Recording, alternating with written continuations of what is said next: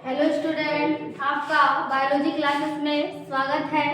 आज आपके लिए लाए हैं कक्षा 12 की पुष्पीय पादपों में लैंगिक जनन, जिसमें हम लोग को पढ़ना है निषेचन पूर्व घटना एवं निषेचन। इसमें हम लोग पढ़ेंगे कि निषेचन पूर्व घटनाएं क्या होती है और पश्च घटनाएं क्या होती है। लेकिन उसको पढ़ने के लिए हमको क्या पढ़ना पड़ेगा कि पुष्प क्या है, क्योंकि जब पुष्प जानेंगे, उसके सारे भाग जानेंगे, तभी हम लोग क्या है सारे संरचना क्या होती है, उसमें घटनाएं क्या होती है, सारे पढ़ पाएंगे।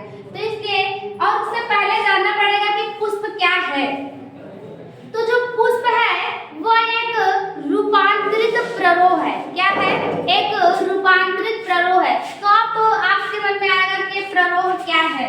तो प्ररोह क्या होता है? जो आपका प्ररोह है, ये प्ररोह देखिए, जो पौधा होता है या जो वृक्ष होते हैं, उनमें जो उसका वायवीय भाग होता है। वायवीय भाग में आप लोग जब भी देखेंगे उसका तना होगा, उसका पत्ती होगा, ठीक है। उसी पत्ती के ऊपर पुष्प लगता है। ये इसका क्या है? वायवीय भाग है। लेकिन ये पुष्प जो बनता है वो उसके प्ररोह से बनता है। जो उसका तना वगैरह रहता है उसी का रूपांतरित भाग होता है।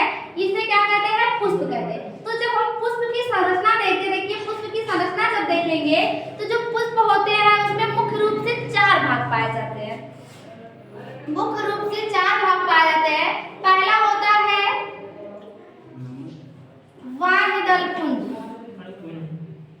वाह्यदल पुंज जिसे कहते हैं कैलिक्स। दूसरा होता है आपका दल पुंज, जिसे कहते हैं कोरोला।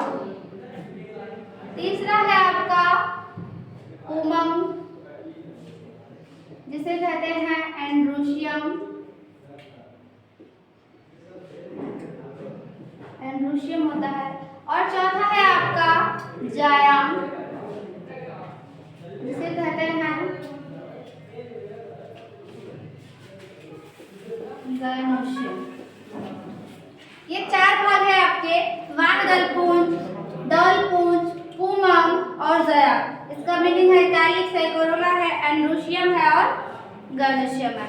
तो देखिए जो पहला भाग है इसमें बता रहा है ये वाह्यदल पुंज क्या होता है। तो हम लोग समझते हैं कि ये वाह्यदल पुंज क्या है। इसका पहला भाग जो वाह्यदल पुंज है वो क्या होता है। तो जो वाह्यदल पुंज होता है यह पुष्प का वह भाग होता है जो हमेशा प्रायः कैसा दिखाई देता है? हरा दिखाई देता है। यह पुष्प का प्रथम भाग होता है जो प्रायः हमें हरे रंग का दिखाई देता है और उसी को हम क्या कहते हैं? वाह्यदल पुंज कहते हैं, जो पुष्पों में सहायक अंग के रूप में कार्य करते हैं। सहायक अंग के रूप में कार्य करते हैं। ये सहायता करते हैं। जिस उसके 2 भाग में आपको बताया है, उमंग और जायांग। पुष्प के मेन भाग होते हैं। इन दोनों की क्या करते हैं? सुरक्षा करते हैं। तो पुष्प क्या होता है? प्रायः हरे रंग का दिखाई देता है, जो सहायक अंग के रूप में काम करता है। पुष्पों की जो जनन अंग होता है उसकी क्या करता है? सहायता करता है। उसके बाद ये जो वाह्यदल पुंज होता है वह वाह्यदलों से बना होता है। एक बात याद रखिएगा, यह वाह्यदलों से बना होता है।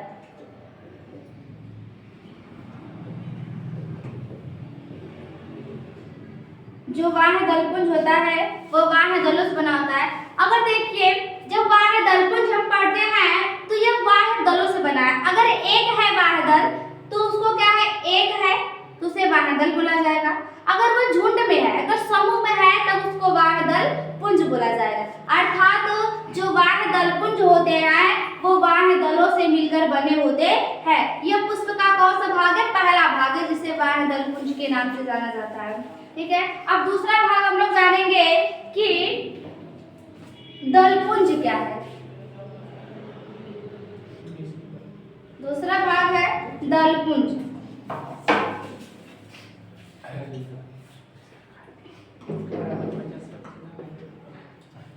दलपुंज को कहते हैं कोरोला।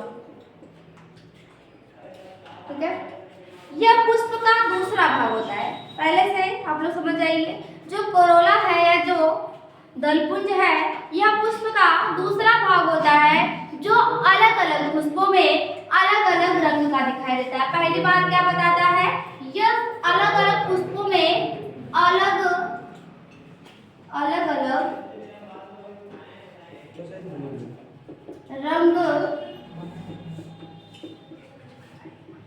अलग अलग रंग का दिखाई देता है। जो कहा दर्पण की जब भी बात आए तो आप लोग समझ जाएगा कि पुष्प का वह भाग जो हमेशा क्या होता है, रंग बदलता है, वो भाग क्या कहलाता है, उसका दलपुंज कहलाता है, जो किससे बना होता है, दलों से बना होता है। यह दलों से बना होता है। जब आपको पता चले दलपुंज की बात की जाए तो दलपुंज तब होता है जब ढेर सारे दल आपस में मिलते हैं तो उसे दलपुंज कहा जाता है। लेकिन दलपुंज में से केवल एक की बात की जाए तो उसे हम दल कहते हैं। ठीक है, यह आपके पुष्प का दूसरा भाग है और यह भी क्या करता है, सहायक अंग के रूप में, यह भी सहायक अंग के रूप में काम करता है। यह भी क्या करता है, जो आपका पुमंग है, जायांग है, ये दोनों क्या है, दोनों का क्या करता है, सहायता करता है, इसकी सुरक्षा करता है। ठीक है, उसके बाद तीसरा है आपका पुमंग। यह क्या है, मेन है आपका। जो तीसरा है आपका क्या है, बहुत ही इंपॉर्टेंट है।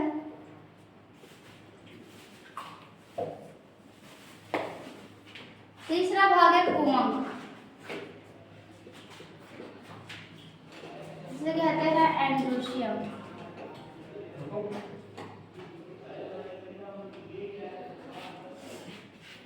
ये एंड्रोशियम क्या है, ये जो पुमंग होता है, पहली बात बताता है कि जो पुमंग है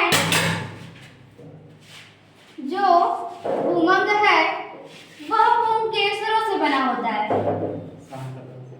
जो पुमंग है वह पुंकेसरों से बना होता है। पहली बात बताता है कि जो पुमंग होता है वह पुंकेसरों से बना होता है। और दूसरी बात बताता है कि यह जो पुमंग है पुष्प का नर जननांग है।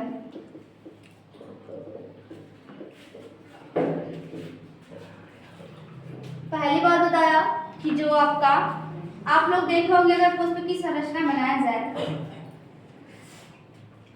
अगर पुष्प की संरचना बनाया जाए तो आप देखेंगे ऐसा कुछ भाग दिखाई देगा।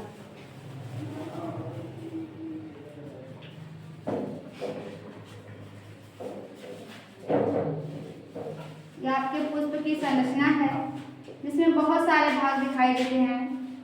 ठीक है,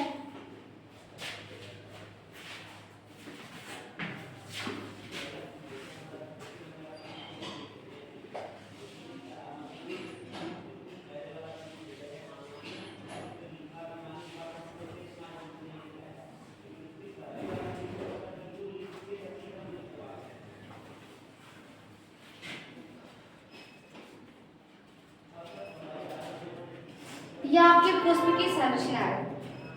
यह जो पुष्प की संरचना जब आप देखेंगे तो आपको यही पहला भाग बताया था जिसे हमने वानरदलपुंज कहा था, जो सबसे नीचे सबसे पहला भाग होता है। और जो आपका दूसरा भाग है इसे हम दलपुंज कहते हैं,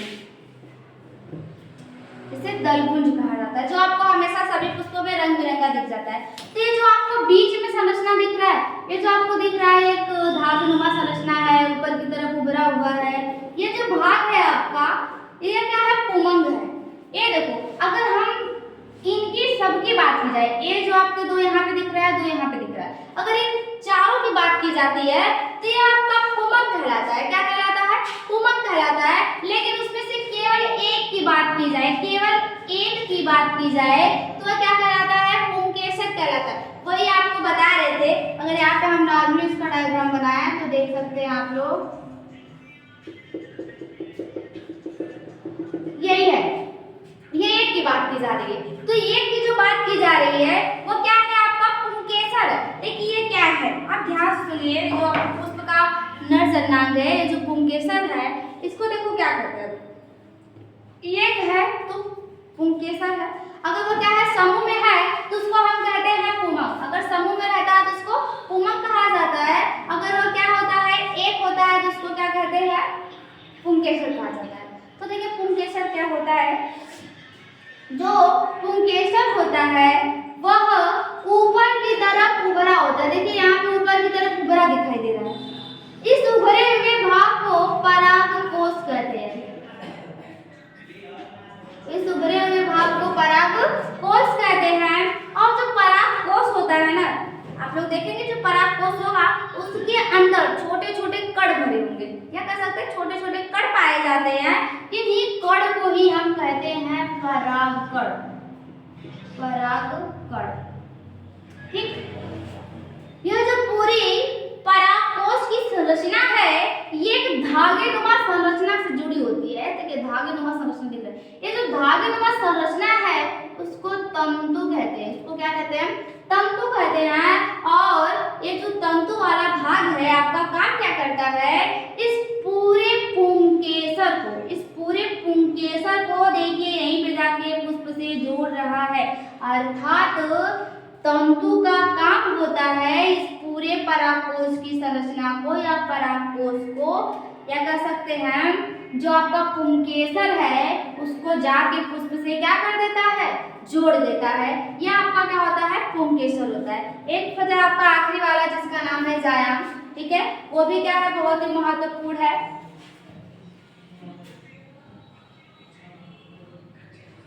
आज वाला देख लीजिए क्या है आपका जायांग है, जिसको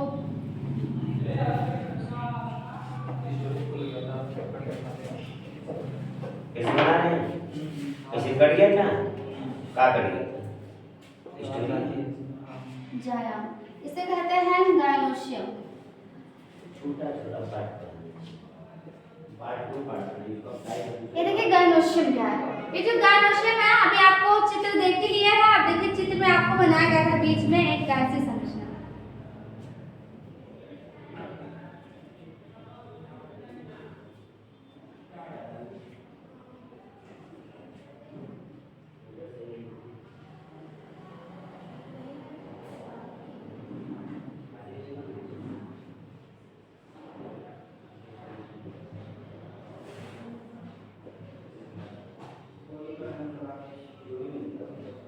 यह आपका क्या है,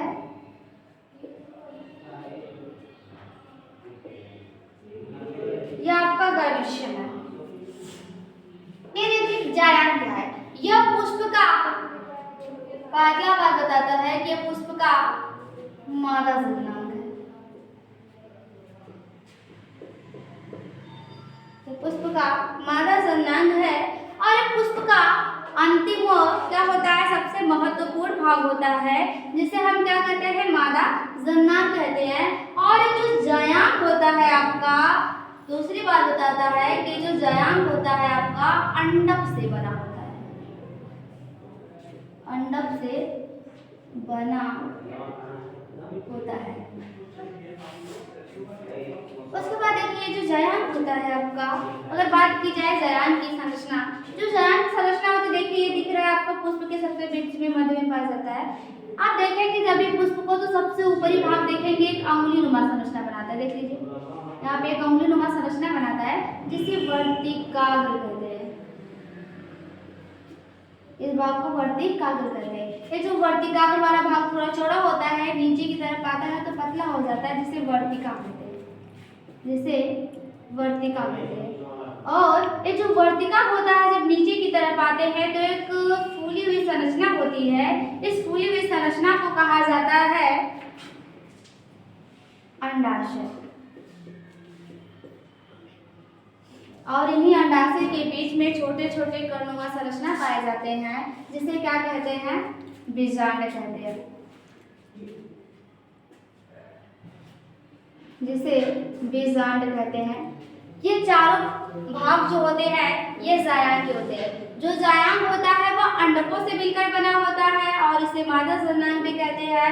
अगर इसकी संरचना देखी जाए, जायन की एक संरचना है, वो ऊपर की तरफ अंगुलीनुमा दिखाई देती है, जिस भाग को हम कहते हैं वर्तिकाग्र कहते हैं, और वो नीचे की तरफ क्या हो जाती है, पतली हो जाती है, जिसे वर्तिका कहते हैं, और नीचे की तरफ एक फूली हुई संरचना दिखाई देती है, जिसे अंडाशय, और इसमें क्या होते हैं, बीजांड का निर्माण होता है। ठीक है, आपके लिए अब अगली वीडियो लाएंगे जिसमें आपको बताएंगे कि इनमें निषेचन पूर्व और पश्च घटना क्या होती है। Thank you.